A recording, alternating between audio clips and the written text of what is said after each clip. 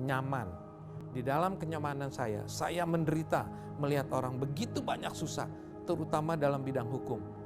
Setelah itu, waktu kami buka kantor yang cukup baik, banyak orang datang, kita ladeni gratis. Semua teman-teman bilang, daripada mess up, bingung ini kantor profesional kok bantu orang nggak jelas gitu, artinya tidak bayar. Teman-teman bilang, kita bikinlah LBH. Waktu kita bikin LBH, kita menderita, berantem untuk bela orang miskin, biaya keluar, menderita kita. Tapi dalam penderitaan kita berasa nyaman, kita berbuat banyak untuk orang susah. Bayangkan, waktu saya berasa nyaman, saya menderita melihat orang susah. Setelah saya bantu orang susah, saya menderita, tapi saya berasa nyaman. Tuhanku luar biasa. Lalu Tuhan Yesus bilang, yang menghuni surga, yang memberi aku makan waktu aku lapar, memberi makan minum, memberi aku baju waktu aku telanjang, menengok aku di rumah sakit, melawat aku di penjara. Ditanyakan, kapan Tuhan begitu? Aku ada di orang miskin dan orang tidak berdaya.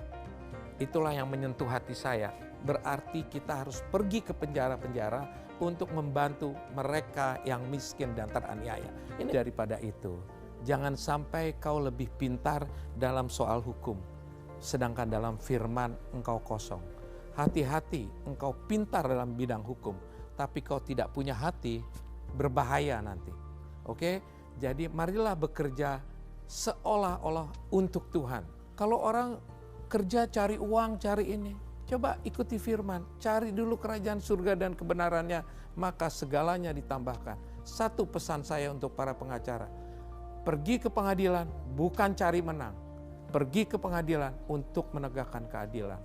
Juga kepada polisi, juga kepada jaksa, juga kepada hakim. Jangan mau menang sendiri.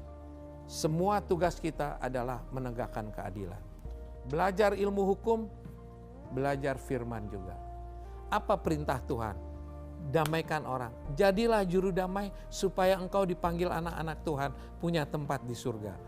Saya tidak mau berperkara. Bayangkan nih, LBH kita ini baru dapat bantuan dari Departemen Hukum dan HAM BPHN, itu 1 orang 2 juta, 1 perkara.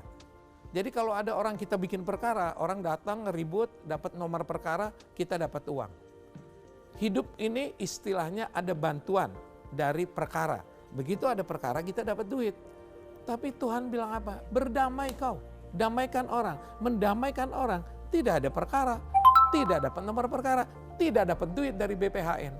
Kita rapat di sini, kita bilang, berkat kita bukan dari orang, bukan dari institusi, berkat kita dari Tuhan.